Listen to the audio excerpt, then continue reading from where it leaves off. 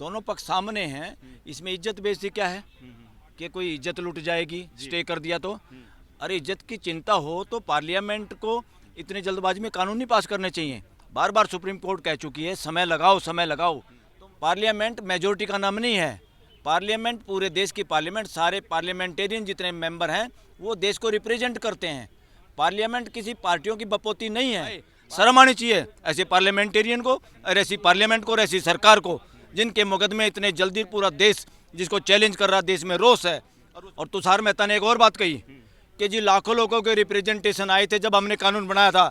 अरे लाखों लोग तो बाद में जाओ, लाखों लोग तो तुम्हारी पार्टी के वर्कर हो सकते हैं, तुम्हारे चमचे हो सकते हैं। तो इस तरह की बात यह है पार्लियामेंट का मिसयूज। पार्लियामेंट मेजोरिटी का नाम नहीं है। पार्लियामेंट एक एक एमपी देश का प्रतिनिधित्व करता है। पूरा देश ही असली पार्लियामेंट का मालिक है। ये अपराध है एक समाज के साथ। ये अपराध समाज के साथ नहीं है, अपराध देश के साथ है। देश के लोगों को अंधभक्ति में डाल के हिंदू हिंदू करके एक हवा फैला के जैसे मुसलमानों को सीधा करना जरूरी है, नहीं तो ये खा जाएंगे देश को और ये हिंदू राष्ट्र नहीं रहेगा। ये नॉनसेंस फैलाई जा रही है।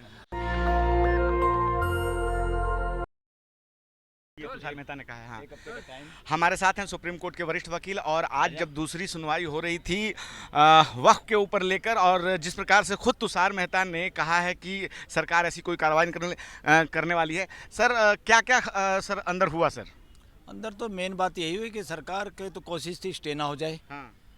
और कोर्ट में का मूड तो पिछली बार भी यही था, 2-3 कंडीशन लगाई थी।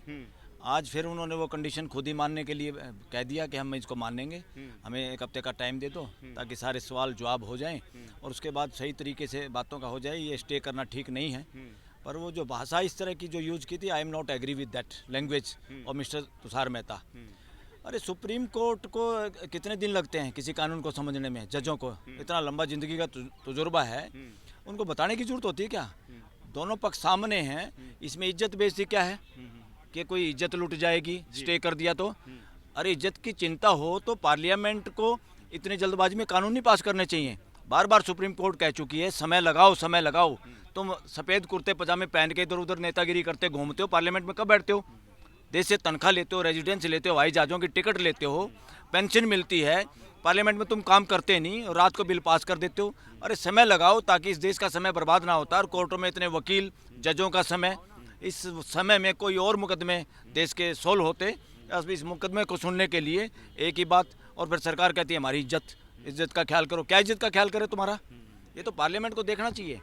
मेंबर ऑफ पार्लियामेंट पूरी की पूरी जो है ना, पार्लियामेंट मेजोरिटी का नाम नहीं है। पार्लियामेंट पूरे देश की पार्लियामेंट, सारे पार्लियामेंटेरियन जितने मेंबर हैं वो देश को रिप्रेजेंट करते हैं। पार्लियामेंट किसी पार्टियों की बपोती नहीं है। पार्लियामेंट किसी पर्टिकुलर बीजेपी, कांग्रेस या XYZ पार्टियों की बपोती नहीं है। और पार्लियामेंट मेजोरिटी की भी बपोती नहीं है।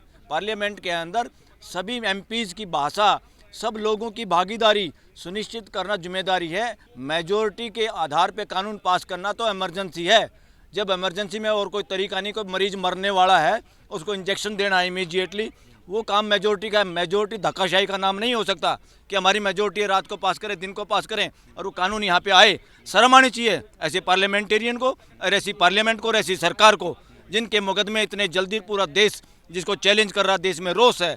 और वो सुप्रीम कोर्ट में और कोई काम नहीं, इसी काम पर करेंगे।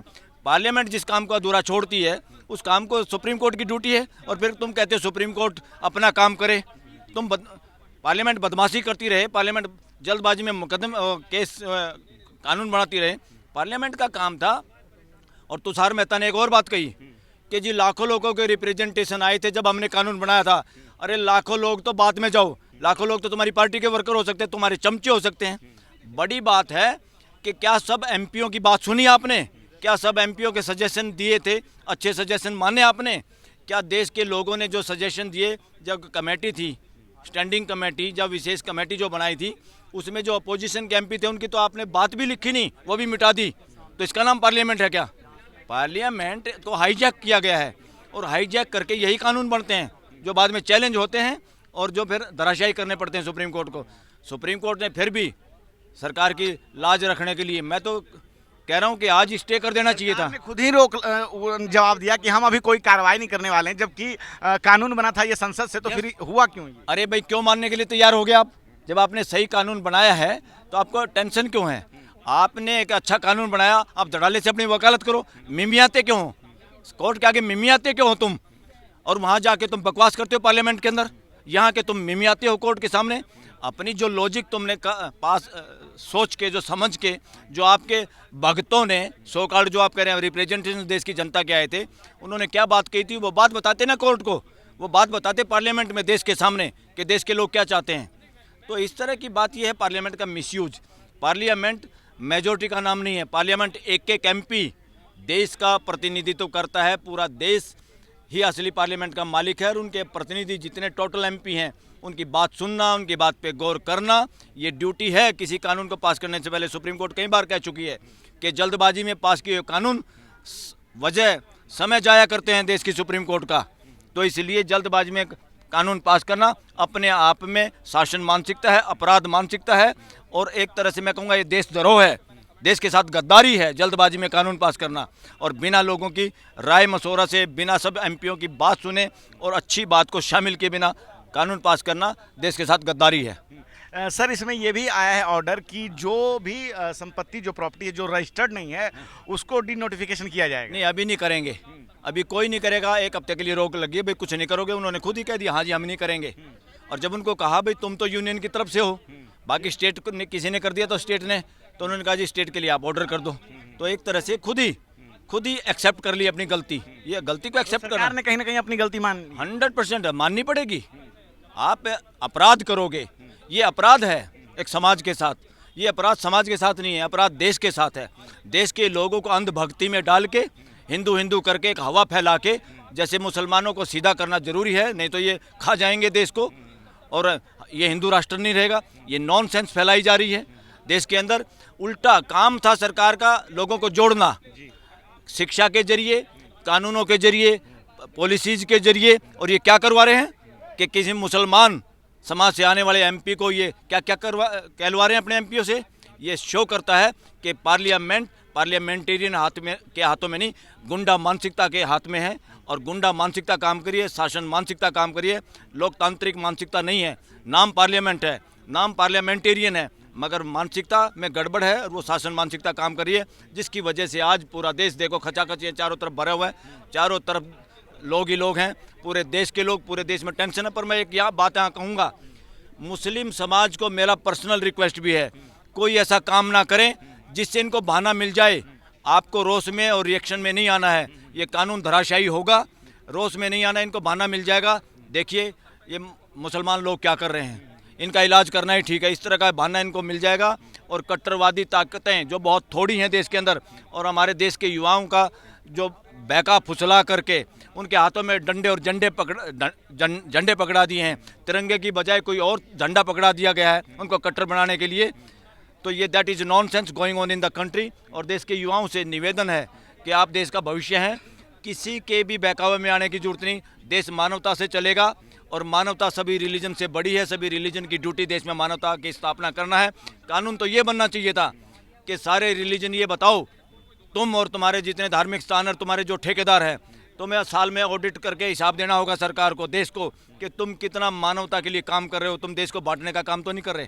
तो जितना सरकार बनाने के चक्कर में देश को हिंदू मुसलमान किया जा रहा है, कहीं ना कहीं बहुत सारे रिलीजियस लीडर भी, चाहे वो हिंदुओं के हों, चाहे मुसलमानों में हो, चाहे और कहीं हो, XYZ में हो, ये भी उसी तरह की शासन मानसिकता के साथ गद्दा नसीन, ये भी ठेकेदारी ली हुई है। इन्होंने भी कब्जे की हुई जगह पे, कोई मंदिर में कर सकता है, कोई मस्जिद में कर सकता है, कोई और कहीं कर सकता है।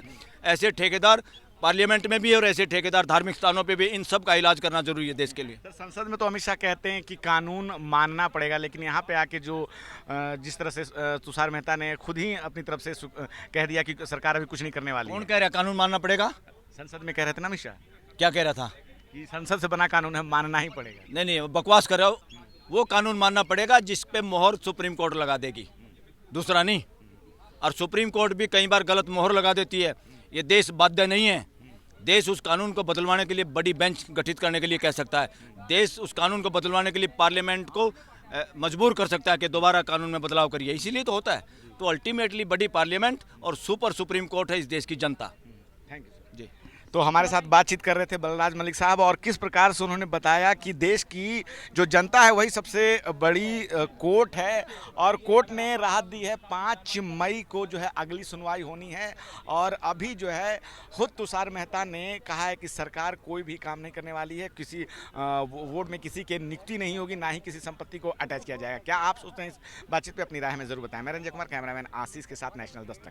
सब्सक्राइब बटन को दबाएं, फिर बेल आइकन की घंटी दबाएं। नेशनल दस्तक को बचाने के लिए बहुत जरूरी है कि हर खबर को शेयर करें, लाइक करें, कमेंट जरूर करें।